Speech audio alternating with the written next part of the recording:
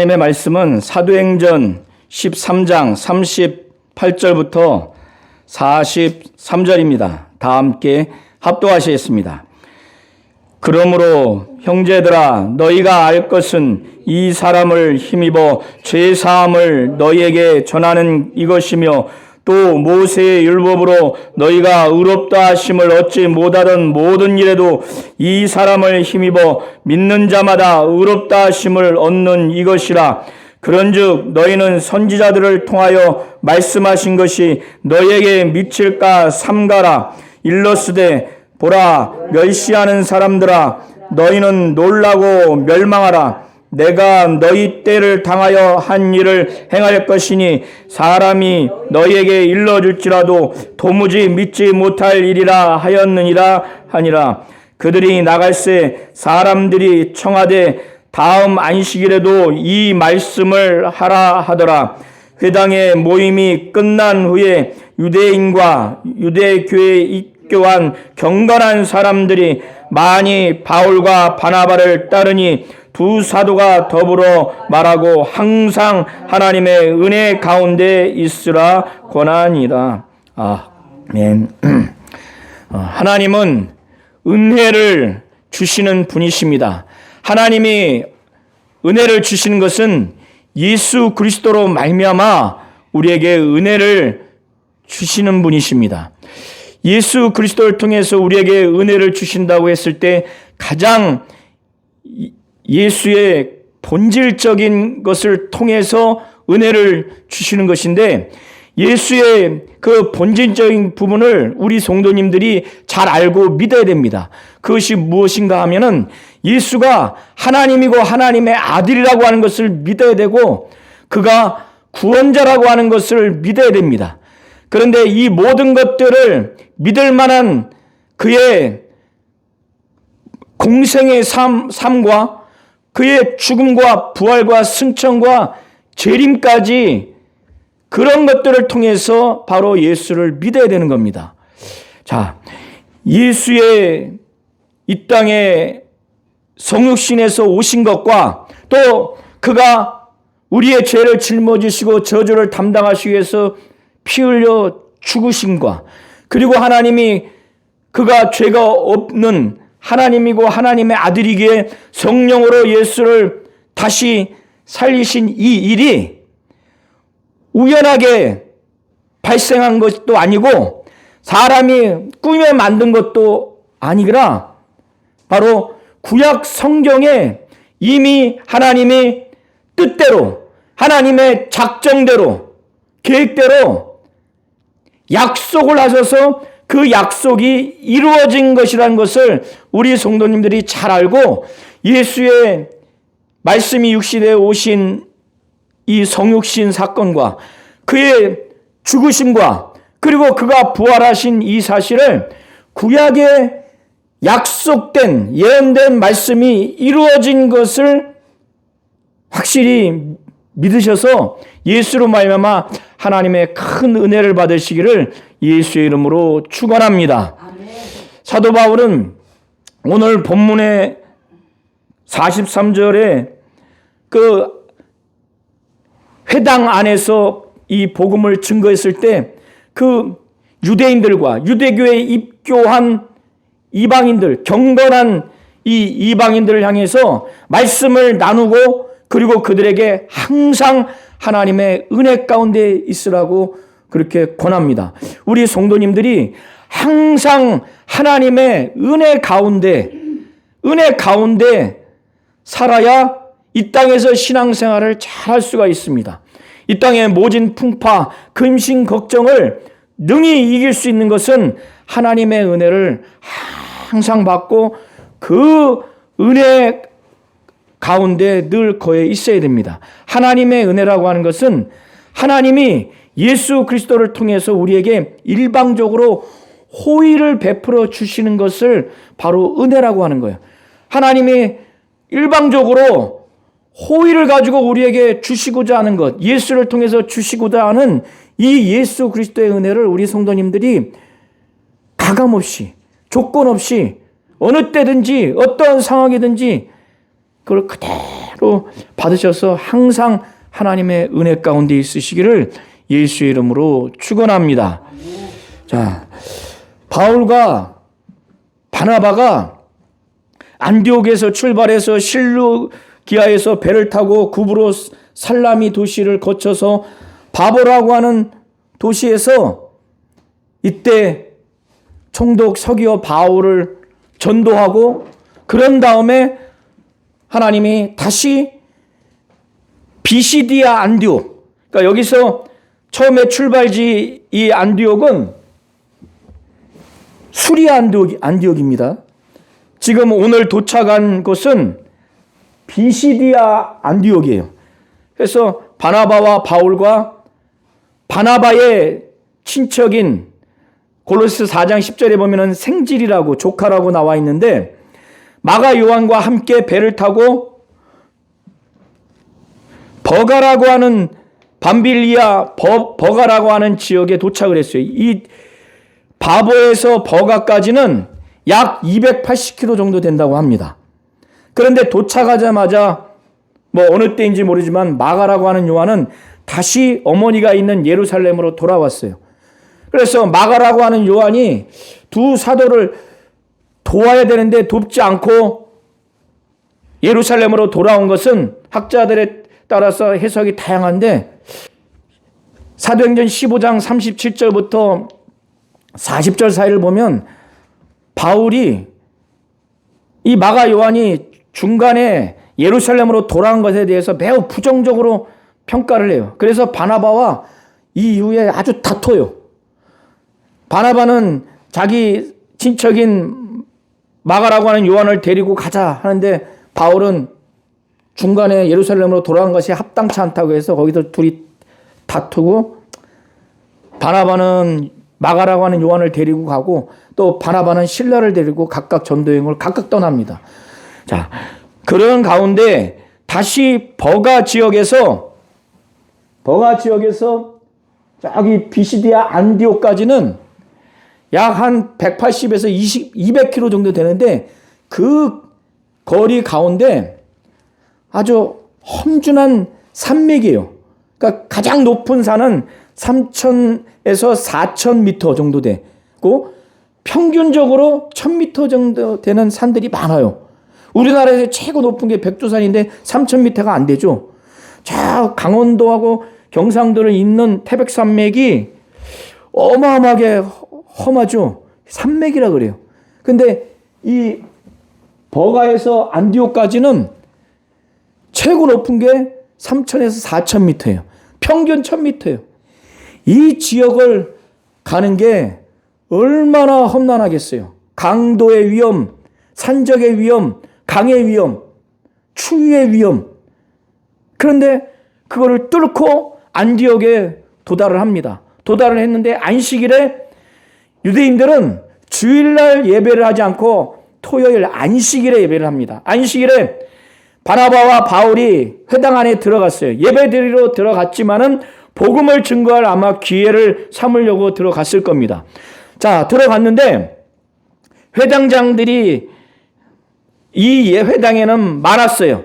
그래서 유대교의 예배 순서에 의해서 율법과 선지서를 낭독하고 그 다음에는 그 유대인 중에서 성인이 그 낭독한 그 말씀을 근거로 해서 설교를 하는 거예요. 그런데 바나바와 바울이 이제 새로 왔으니까 형제들을 보내서 바나바와 바울 중에 한 사람이겠죠. 고날 말이 있느냐 백성에게. 그렇게 해서 설교의 기회를 얻습니다.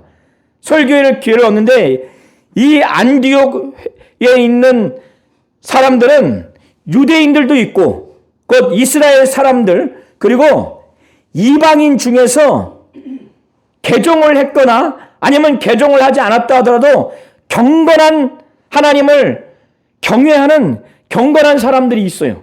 그래서 이 두 부류의 사람들을 향해서 바울이 말씀을 매우 중요하게 매우 신중하게 집중적으로 전하기 위해서 그가 일었으면서 손짓을 해요. 손짓을 어떻게 했는지 모르지만 그것은 주의를 집중하고 매우 중요한 얘기이기 때문에 그런 다음에 그 설교를 들어야 할 두 부류의 사람들에 대해서 자신이 전할 이 말씀을 아주 간절하게, 이 말씀은 반드시 듣기를 그러는 마음으로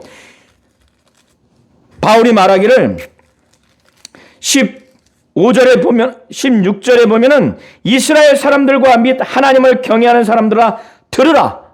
그래서 15절부터 41절까지는 바울의 설교의 내용입니다. 그리고 42절부터 52절까지는 바울의 설교의 반응이에요. 반응과 그 결과입니다. 자, 15절부터 41절까지는 바울이 전하는 설교라고 말씀을 드렸죠. 그 중에서 바울의 설교 15절부터 41절까지의 바울의 설교의 그 구조를 우리 성도님들이 잘 이해하실 필요가 있습니다. 구조를 알면은 바울이 설교하는 그 한마디 한마디가 이런 구조, 이런 골격으로 말씀을 지금 전하는구나. 그래서 이해하기가 쉽고 이해하는 걸 넘어서 그 설교에 대한 그 영향력, 그 감흥력, 감동을 많이 받을 수가 있습니다. 자, 15절부터 41절의 큰 구조에서 바울이 말하고자 하는 것은 하나님이 이스라엘 사람들에게 약속을 했는데 그 약속이 이루어졌다는 거예요. 약속을 했는데 그 약속이 이루어졌다는 겁니다. 그것을 이스라엘의 역사를 통해서 전체적으로 대략적으로 말하면서 하나님이 자기의 뜻대로, 자기의 주권대로 하나님이 약속하신 것을 어떻게 이루어 갔는가를 지금 말하고 있어요. 15절부터 25절까지의 내용은 바울이 지금 이스라엘 백성에게 하나님이 약속하시고 그 약속한 것이 그대로 이루어진 것을 이스라엘의 역사를 대략적으로 말하면서 그걸 말하고 있어요.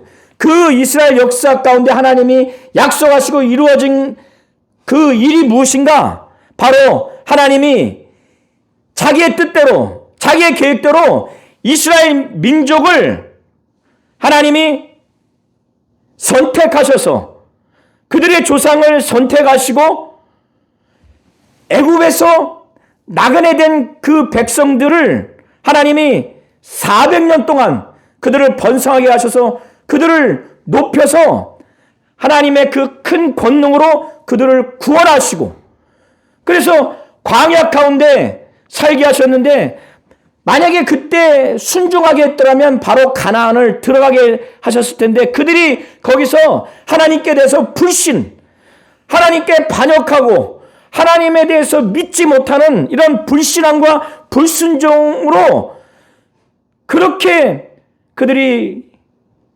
범죄를 하니까 하나님이 그 광야를 짧은 기간에 거쳐서 가나안으로 들어갈 수 있게 할 수 있는 그 거리임에도 불구하고 하나님이 40년 동안 그들에게 훈련시킨 거예요.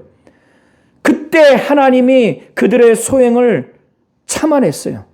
그리고 난 후에 가나안 땅에 하나님이 들어가게 하셔서 가나안 땅에 7 족속을 하나님이 멸하게 하셔서 그 땅을 기업으로 주셨어요. 그런 다음에 그 백성들에게 사무엘 때까지 하나님이 사사를 주셔서 그들을 인도했고 그들이 이방 민족을 보니까 저 이방 민족에는 아주 지혜롭고 용맹스러운 왕이 있어서 국가를 잘 운영하는 걸 보니까 자기들의 민족도 좀 저렇게 됐으면 좋겠다 해서 왕을 구했어요. 하나님이 주시겠다고 하는 게 아니에요. 그건 하나님을 왕으로 인정하고 살아가야 될 이스라엘 민족이 불순종한 모습으로 왕을 구한 거예요. 그래서 하나님은 원치 않았지만은 베냐민 지파 사람 기스의 아들 바로 사울을 주어서 40년간 통치하게 하셨는데 사울이 처음에는 그러하지 않았지만은 그가 어느 순간에 하나님께 범죄를 해서 하나님이 그를 버려버렸습니다. 그래서 왕위에서 패한 다음에 새로운 사람, 다윗이라고 하는 사람을 하나님이 택했는데 하나님이 그를 만나니 너무 마음에 들어. 하나님 마음에 딱 맞아. 그래서 내가 이 다윗을 통해서 내가 하나님의 뜻을 이루겠다 해서 이스라엘 백성을 위해서 바로 구원자 예수를 세운 거예요. 자, 바울이 이스라엘의 이 역사를 개관하면서 대략 말하면서 말하고자 하는 것은 하나님이 주권대로 하나님의 계획대로 이스라엘 백성들에게 약속한 것을 바로 이루었는데 그것이 예수를 통해서 그것이 완전히 이루어졌다고 말하는 거예요. 무엇이 이루어졌는가? 그들의 조상을 하나님이 선택하고 그리고 그들을 애굽에서 인도해내고 가나안 광야에서 하나님이 끝까지 참아내고 그리고 가나안 땅에서 땅을 기업으로 주시고 사사와 왕을 통해서 그들을 계속 하나님이 주권대로 인도해 주셨어요. 육신적으로 바로 그들을 구원해 주셨어요. 그런데 예수를 통해서 진정한 이스라엘 민족에게 구원을 주겠다고 하는 그것을 바로 예수를 통해서 이루었다고 하는 것을 지금 사도 바울이 23절까지 말하고 있는 겁니다. 자, 그래서 23절에 보면 하나님이 약속하신 대로 이 사람의 후손에서 이스라엘을 위하여 구주를 세웠으니 곧 예수라. 자, 그래서 바울이 말하기를 율법의 마지막 선지자가 누군가? 여인이 낳은 자 중에 가장 큰 자가 누군가? 바로 침례 요한이에요. 그 침례 요한이 하나님의 약속대로 이스라엘을 위해서 구주로 세우신 이 예수를 뭐라고 하는가? 여인이 낳은 자 중에서 가장 큰 자가 바로 침례 요한입니다. 율법의 마지막 선지자가 침례 요한이에요. 그가 예수에 대해서 말하기를 나는 그 예수의 신발끈을 풀기도 감당할 수 없다 할 정도로 표현을 해요. 그리고 많은 사람이 자기가 그리스도인인가 오해했을 때 너희는 나를 누구라 하느냐? 나는 그리스도가 아니다. 침례 요한은 마태복음 3장에 보면은 회개하도록 하기 위한 침례를 이스라엘 백성들에게 베풀었어요. 그것은 모든 사람들이 자기가 죄인이라는 것을 자백하고 바로 물침례를 받도록 침례 요한은 그 역할을 하는 거예요. 그래서 모두가 다 죄인이라는 것을 깨닫고 자백해서 용서를 받을 수밖에 없는 그 죄인이라는 것, 그리고 용서의 기쁨은 침례 요한이 주는 것이 아니라 바로 예수가 줄 수 있기에, 그래서 침례 요한은 회개의 침례를 주는 겁니다. 자, 그래서 24절, 25절을 우리 성도님들이 보시면은 제가 지금 드린 말씀을 바울이 이 설교를 하고 있는 겁니다. 그가 오기에 앞서 요한이 먼저 회개의 침례를 이스라엘 모든 백성에게 전파하니라. 요한이 그 달려갈 길을 마칠 때 그가 죽기 전에 말하기를 너희가 나를 누구로 생각하느냐? 나는 그리스도가 아니라 내 뒤에 오시는 이가 있으니 나는 그 발의 신발끈을 풀기도 감당하지 못하리라. 이렇게 말하는 거예요. 자, 여기까지 바울이 말했을 때는 뭘 지금 말하려고 이 얘기를 했을까요? 이 회중 가운데 있는 사람들은 회중 가운데 있는 사람들 가운데 유대인들을 대상으로 해서 주로 설교를 하는 거예요. 그러니까 이 유대인들은 구약 성경을 잘 알아요. 하나님이 자기의 주권대로 뜻대로 자기의 계획대로 조상들을 통해서 하나님이 약속하고 그 약속대로 지금 성취됐는데 그 약속과 성취가 무엇인가? 이스라엘 백성들을 하나님이 구원해 주시겠다고 그렇게 약속을 했는데 그것이 예수를 통해서 실질적으로 완전히 이루어진 것이다. 예수가 오시기 전까지는 이스라엘 민족들을 육신의 구원으로 그렇게 여겼지만 이제 예수를 통해서는 우리의 영혼의 구원의 문제, 실질적인 구원의 완성, 이 부분을 지금 말하면서 예수를 믿으라고 지금 말하는 겁니다. 자, 이제 26절부터 이제 사도 바울이 말을 하는 거예요. 형제들아. 이 형제들이라고 말했을 때는 아브라함의 후손과 너희 중 하나님을 경외하는 사람들이 포함되어 있어요. 이 사람들을 향해서 이 구원의 말씀을 우리에게 보내셨다. 그러니까 예수가 말씀이 육신이 되어 오셔서 이를 구세주로 세운 이것도 하나님이 약속해서 그것이 이루어진 것이라는 거예요. 우연하게 사람이 꾸민 이야기로서 예수가 말씀이 육신이 되어 오신 것이 아니라는 거예요. 그리고 예수의 죽음도 이스라엘 백성들이, 그 지도자들이 이 예수를 알지 못하고 회당에서 외우고 있는 바를 선지자들이 말한 바를 그들이 알지 못해서 예수를 정죄했지만, 그러나 이것은 선지자들의 말이 응한 것이라는 거예요. 예수는 죽일 만한 죄가 없어요. 죽일 죄가 없지만은 유대인들은, 특별히 유대 지도자들은 빌라도에게 죽여달라고 호소를 해서 죽였습니다. 그것도 나무 십자가에 못 박혀 죽였어요. 그것은 신명기에 보면은 나무에 달린 자마다 저주받은 자라고 해서 유대인들이 악질적으로 예수를 죽인 것은 십자가에 달려 죽여서 하나님께 저주받은 자로 그렇게 각인시키도록 그렇게 죽였어요. 그 예수의 시신을 나무에서 내려서 무덤에 두었지만은 하나님이 예수를 성령으로 살리셨어요. 왜 하나님이 예수를 성령으로 살리셨는가? 그는 우리의 죄를 짊어지시고 저주를 담당하시기 위해서 죽으셨지만은 예수에게는 죄를 알지도 못하고 죄를 짓지도 않았기 때문에 그는 하나님이고 하나님의 아들로서 우리의 죄를 짊어지시고 저주를 담당하시기 위해서 피 흘려 죽으신 것 뿐이에요. 그러니까 하나님이 성령으로 예수를 살리신 거예요. 예수가 사신 다음에 사도행전 1장에 보면은 무려 40일 동안 제자들과 많은 사람들에게 보였어요. 갈릴리에서 예루살렘으로 올라가는 많은 사람들에게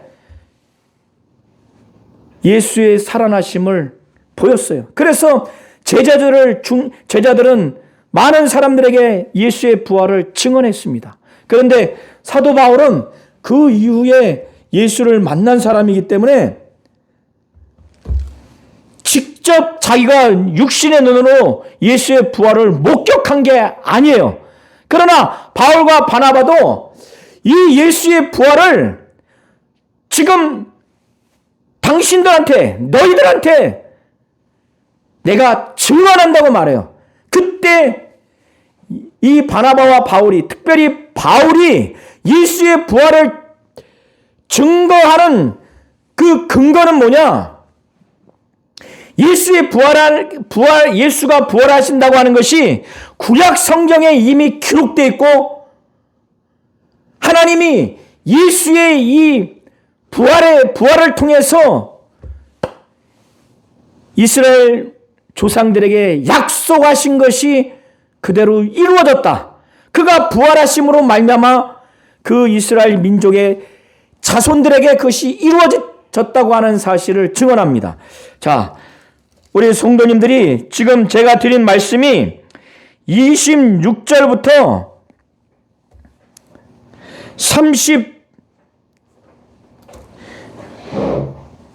32절까지의 내용입니다.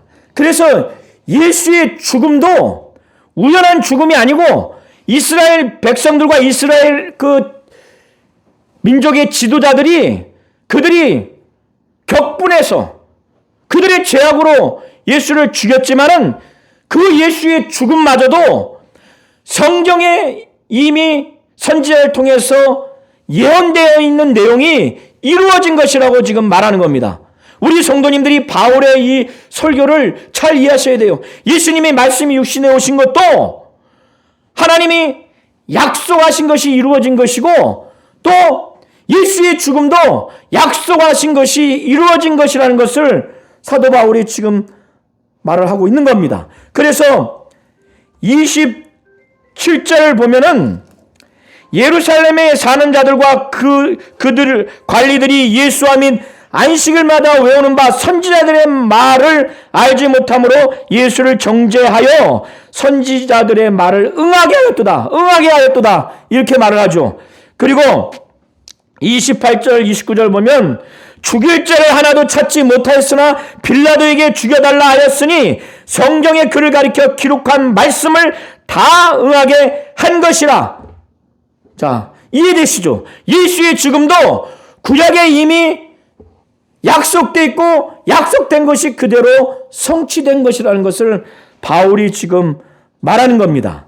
자, 그런 다음에 예수의 이 부활에 대해서 이제 30절 이하에 바울이 지금 부활이 사실이고 이 부활이 사실이라고 하는 것을 사도들이 보고 증언했고 자신과 그리고 함께한 그 동행자들도 이 예수의 부활을 지금 증거한다고 사도 바울이 말하는 겁니다. 그가 지금 전파한다고 2절 이하가 그걸 말하는 겁니다. 자, 32절부터 한번 읽겠습니다. 32절부터 37절까지 한번 32절부터 37절까지 사도 바울이 그는 육신의 눈으로 직접 예수의 부활을 목격하지 못했지만 성경을 근거로 해서 예수의 부활이 약속됐고 그것이 성취됐다고 하는 것을 지금 증거하고 있습니다. 32절부터 37절을 잘 이해하셔야 되는데, 바울과 바나바는 특별히 바울은 예수의 부활을 육신의 눈으로 직접 목격하지 않았기 때문에, 그러나 이 부활은 구약 성경에 하나님이 약속하고 그 약속이 이루어진 것이라는 것을 분명히 말하고 있어요. 그래서 우리도 조상들에게 주신 약속을 너에게 전파한다. 이 약속이 어떻게 이루어졌는가? 하나님이 예수를 일으키사 우리 자녀들에게 이 약속을 이루게 하셨다. 예수의 부활을 통해서 이 약속을 이루게 하셨다. 자, 시편 둘째 편에 기록된 내용을 먼저 인용을 합니다. 시편 2편 7절에 너는 내 아들이라 오늘 너를 낳았다 하셨고, 이것은 예수가 부활한 다음에 하나님의 아들로서 드러났다는 거예요. 하나님의 아들로 그렇게 삼은 것입니다. 자, 하나님의 아들로, 자, 로마서 1장 1절부터 4절에 보면은 사도 바울은 예수가 부활함으로 인해서 아들로 선포된 내용을 기록하고 있습니다. 로마서 1장 4절에 보면 성결의 영으로는 죽은 자들 가운데서 부활하사 능력으로 하나님의 아들로 선포되셨으니 곧 우리 주 예수 그리스도시니라. 자, 시편 2편 7절은 너는 내 아들이라 오늘 너를 낳았다 하셨고는 부활하신 예수를 하나님이 아들로 바로 삼으신 것, 삼았다고 하는 것은 이전에 아들이 아니었는데 비로소 삼았다는 것이 아니라 아들로 선포했다는 의미로 로마서 1장 4절을 통해서 그렇게 해석을 하시면 됩니다. 자, 그런 다음에 하나님께서 죽은 자 가운데서 그를 일으키사 다시 썩음을 당하지 않게 하실 것을 어떻게 가르쳐 이르셨는가? 예수가 죽은 다음에 썩지 아니하고 다시 부활할 것에 대해서 이사야서 55장 3절을 통해서 그것이 예언되었고 그것이 이루어졌다는 것. 자, 내가 다윗의 거룩하고 미쁜 은사를 너희에게 주리라. 이것은 내가 다윗의 거룩하고 확실한 축복을 너희에게 주리라. 그것은 예수의 부활을 두고 말하는 겁니다. 그런 다음에 또 다른 시편에 일렀을 이 시편은 16편 10절입니다. 주의 거룩한 자로 썩음을 당하지 않게 하시리라 하셨느니라. 이것은 예수의 부활을 두고 말하는 거예요. 다윗을 두고 말하는 게 아닙니다. 그래서 사도 바울은 다윗을 두고 말하는 것이 아니라 예수를 두고 말하는 것을 해석하기 위해서 36절에 말하기를 다윗은 당시 하나님의 뜻에 따라 섬기다가 잠들어 그 조상들과 함께 묻혀 썩음을 당하였으되 하나님께서 살리신 이는 썩음을 당하지 아니하였나니. 자, 이렇게 지금까지 뭐예요? 예수가 말씀이 육신이 되어 이 땅에 성육신하신 것도, 그리고 그가 죽으신 것도, 그리고 그가 부활하신 것도 하나님의 주권대로, 하나님의 계획대로 이스라엘 민족에게 약속하시고 그것이 이루어진 결과로 이루어진 겁니다. 그래서 우리 성도님들이 이 바울이 이스라엘 그 유대인들에게 이와 같이 구약을 근거로 해서, 구약의 역사를 토대로 해서 예수의 성육신과 죽으심과 부활을 구약 성경을 근거로 해서 약속되고 이루어졌다고 하는 것을 말하는 이유를 잘 아셔야 돼요. 이들이 성경을 잘 아는 자들이기 때문에 이 예수의 오심, 죽으심, 부활하심이 하나님이 그의 뜻대로, 그의 계획대로 약속하신 것이 이루어진 것이구나. 이걸 토대로 해서 이걸 믿으라고 말하는 거예요. 이걸 토대로 믿으라고 하면서 오늘 본문을 통해서 우리가 읽었던 38절부터 43절을 한번 잘 보시기 바랍니다. 자, 이제 비로소 사도 바울이 이 설교를 듣는 이들이 진정으로 알기를 바라는 것이 무엇인가를 말합니다. 이것은 저도 오늘 설교를 하면서 우리 성도님들이 이 설교의 핵심 내용을 잘 알기를 바라는 거예요. 그것은 예수로 말미암아 죄 사함을 얻을 수 있고, 이 예수가 우리의 죄를 짊어지시고 저주를 담당하시기 위해서 십자가에 못 박혀 피 흘려 죽으시고 그가 부활하신 이 사실을 믿음으로 말미암아 율법을 통해서 아무리 의롭게 산다 할지라도 의를 얻을 수 없는데, 의롭다 여김을 받을 수 없는데, 이런 예수를 믿음으로 말미암아 의를 얻을 수 있다고 하는 이 사실을 바울이 지금 이 설교를 듣는 그들에게 이거를 진짜 알기를 바란다. 믿기를 바란다. 우리 성도님들도 이거를 잘 믿으시기를 바랍니다. 예수를 통해서 죄사함을 얻을 수 있고, 예수가 우리의 죄를 짊어지시고 저주를 담당하셔서 죽으셨고 그가 부활하셨다고 하는 것, 이걸 믿음으로 말미암아 우리가 율법을 통해서 도무지 의롭다 여김을 받을 수 없고, 이런 예수를 믿음으로 말미암아 우리를 의롭게 여김을 받을 수 있다는 것, 칭의를 얻을 수 있다는 것. 죄사함과 칭의는 누구를 통해서 얻을 수 있다고요? 예수. 그래서 38절과 39절에 그걸 말하는 거예요. 자, 우리 38절, 39절을 큰 목소리로 한번 합독하시겠습니다. 자, 시작. 그러므로 형제들아, 너희가 알 것은 이 사람을 힘입어 죄사함을 너에게 전하는 이것이며, 또 모세의 율법으로 너희가 의롭다 하심을 얻지 못하던 모든 일에도 이 사람을 힘입어 믿는 자마다 의롭다 하심을 얻는 이것이니라. 예. 그런 다음에 사도 바울이 이제 복음의 내용을 잘 이해를 했어요. 이해를 한 다음에 사도 바울이 이제 이 복음을 받아들이는 이들의 이 심령의 자세와 태도에 대해서 말하는 거예요. 아무리 사도 바울이 복음의 내용을 구조적으로 체계적으로 잘 전하고 핵심의 내용을 전한다 할지라도 듣는 자들의 심령과 자세가 옳지 못하면 아무 이익이 없어요.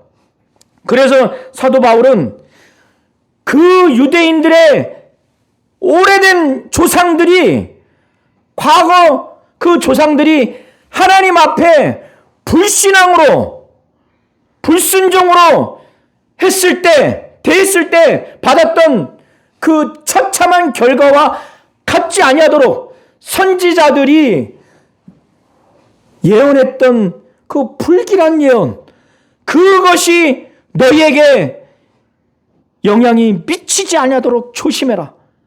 그래서 사도 바울은 하박국 선지자가 말했던 그 말씀, 하박국서 1장 5절을 인용하면서 너희들은 너희들의 조상들 때와 같지 말라. 어떤 내용인가 하면 하박국 1장 5절이 유다 백성이 하나님 앞에 불순종하고 계속 불신을 하니까 그 당시에 전 세계 초강대국인 그 바벨론의 그 왕을 통해서 멸망시킬 것이라고 하는 심판의 예언을 통해서 그들이 결국 멸망을 당합니다. 그래서 그들과 같지 말라고 하면서 인용하는 거예요. 그래서 41절에 보면은 40절 41절에 보면 그런즉 너희는 선지자를 통하여 말씀하신 것이 너희에게 미칠까 삼가하라. 일러스되 보라 멸시하는 사람들아 너희는 놀라고 멸망하라. 내가 너희 때를 당하여 한 일을 행할 것이니 사람이 너희에게 일러줄지라도 도무지 믿지 못할 일이라 하였느니라. 이스라엘 백성들에게 과거에 하나님이 선지자를 통해서 했는데 그들의 행태를 지금 말하는 거예요. 보라 멸시하는 사람들아 하나님을 경멸히 여기고 멸시하는 사람들아 너희는 놀라고 멸망하라. 내가 너희 때를 당하여 한 일을 행할 것이니 바벨론 왕국을 통해서 너희를 멸망하게 할 것을 지금 하나님이 작정하고 사람이 너희에게 일러줄지라도 도무지 믿지 못한다는 거예요. 하나님께 불신하니까. 그러니까 지금 복음의 말씀을 지금 설교를 듣는 너희들이 이렇게 되지 말고 완악하게 되지 말고 불순종하지 말고 불신하지 말고 하나님을 경멸하지 말고 지금 마음을 활짝 열고 이걸 믿으라고 하는 거예요. 자, 효과가 있었을까요? 없었을까요? 언제나 하나님의 말씀을 전하면 긍정적인 반응과 부정적인 반응이 나타나요. 이때 긍정적인 반응이 나타났어요. 그래서 바울의 이 설교를 듣고 긍정적인 반응이 나타나서 42절에 보면 바울과 바나바가 회당을 나갈 때 사람들이 청하는 거예요. 요청하는 거예요. 간청하는 거예요. 그 다음 안식일에도 말씀을 좀 전해달라. 이들이 아마 이걸 받아들이고 예수를 믿었던 것 같아요. 아니면 최소한 긍정적인 반응을 나타냈던가. 그 다음 안식일은 일주일 후입니다. 회당의 모임이 끝난 다음에 유대인과 유대교에 입관한 경건한 사람들이, 많은 사람들이 바울과 바나바를 떠나지 않아요. 그들을 따릅니다. 왜? 말씀의 은혜를 받고 예수 믿고 그 가운데는 또 예수 믿으려고 하는 사람들이 있으니까 바울과 바나바가, 특별히 바나바가 떠날 수가 없는 거예요. 그래서 또 말씀을 증거합니다. 그래서 여기 보면 더불어 말을 하고가 그냥 수다하고 농담을 한 것이 아니라, 교제한 것이 아니라 말씀을 나눈 거예요. 그러면서 은혜 받은 그들에게, 이제 예수 믿었거나 예수 믿을 이제 이 사람들에게 말하는 거예요. 항상 하나님의 은혜 가운데 있으라. 항상 하나님의 은혜 가운데 있으라. 그래서 그 다음 일주일 후에 안식일에 바울이 또 설교하러 회당에 들어왔는데 그 유대인들과 유대교에 입관한 경건한 사람들이 막 소문을 냈겠죠. 야, 바울이라고 하는 사람이 성경을 가지고 설교를 하는데 너무너무 은혜가 된더라. 그 예수, 그가 오시고 죽으시고 부활하신 것이 다 성경에 약속됐고 이루어졌다더라. 그리고 예수를 믿어야 죄사함을 얻고, 이 예수를 믿는 자마다 율법을 통해서는 의롭게 될 수 없던 모든 일들이 예수를 믿음으로 말미암아 의롭게 된다더라. 예수를 믿어야 죄사함과 의를 얻는다더라. 막 전하니까 온 시민이 그 회당에 막 가득 채워졌어요. 그런데 지금이나 그때나 종교 지도자들이 시기를 합니다. 시기를 해요. 그래서 바울의 이 설교, 복음의 말씀을 반박하고 비방을 해요. 욕설을 합니다. 그때 바울과 바나바가 담대하게 말합니다. 하나님의 말씀을 마땅히 너희에게 전할 것이로되, 먼저는 유대인에게 하나님의 말씀을 전하는 것이 마땅한데 너희가 그것을, 복음의 말씀을 버리고 영생을 얻기에 합당하지 않은 자로 자처하기로 우리가 이방인에게로 간다. 바울과 바나바가 왜 이렇게 담대하게 말할 수밖에 없었을까요? 그 근거로 구약의 말씀을 근거로 해서 이렇게 담대히 말하는 거예요. 더 설득해서 복음을 증거하려고 하지 않냐고, 됐다, 담대하게 말하는 거예요. 자, 그러면서 47절에 이사야서 49장 6절의 말씀을 근거로 하는 거예요.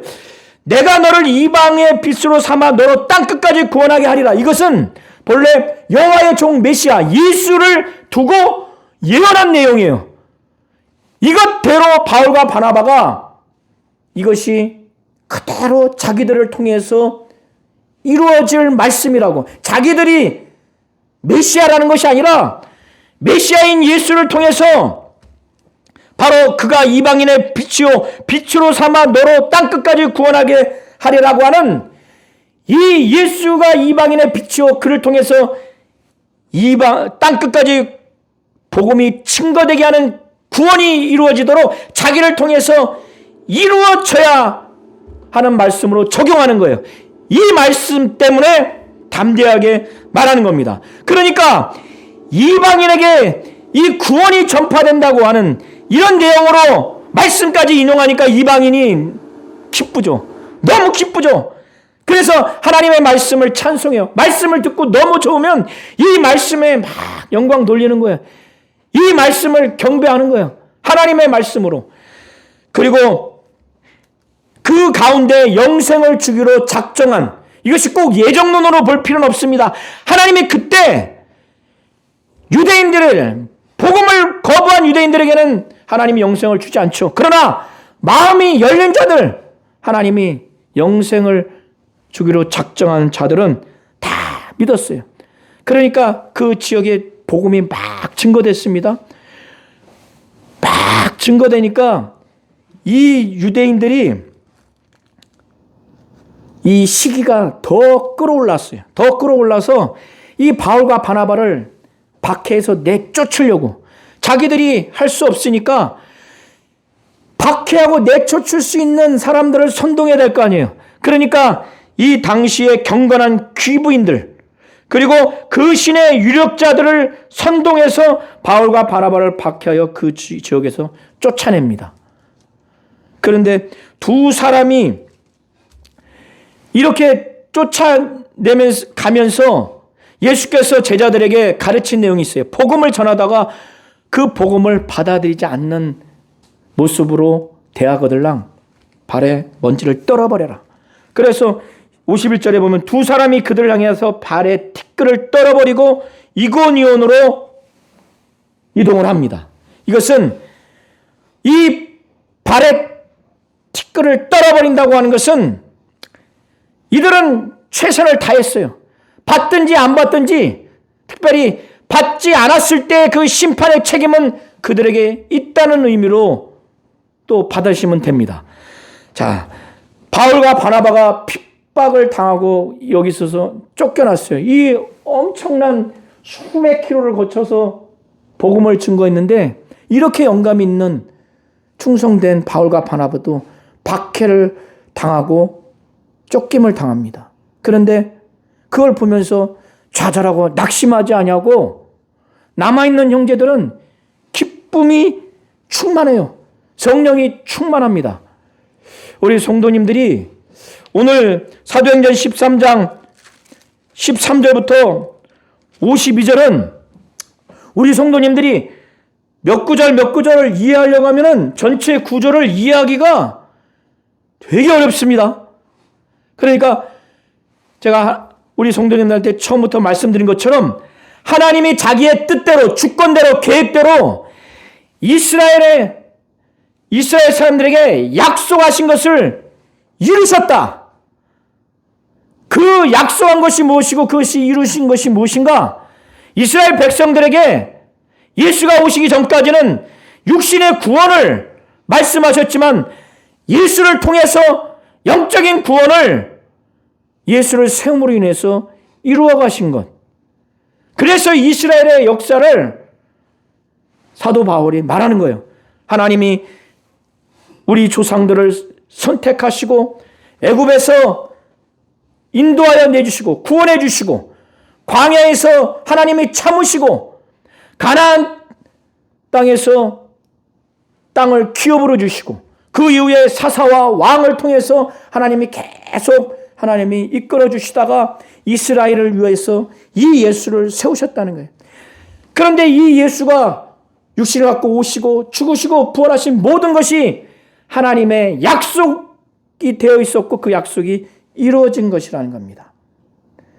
이 예수를 통해서만이 죄사함을 얻고 예수를 통해서만이 믿어야만이 의를 얻을 수 있는 죄사함과 칭의는 이 예수를 통해서만 이룰 수 있다는 사실을 우리 성도님들이 분명히 아시고, 그러면 이 복음의 내용을 들었을 때 우리 성도님들이 성경을 읽었을 때 하박국 선지자가 1장 5절에 말한 것처럼 하나님을 멸시해서 그렇게 대하지 마시고 이 말씀을 듣고 깨닫고 받아들이고 그걸 믿고 순종하려고 해야 돼요.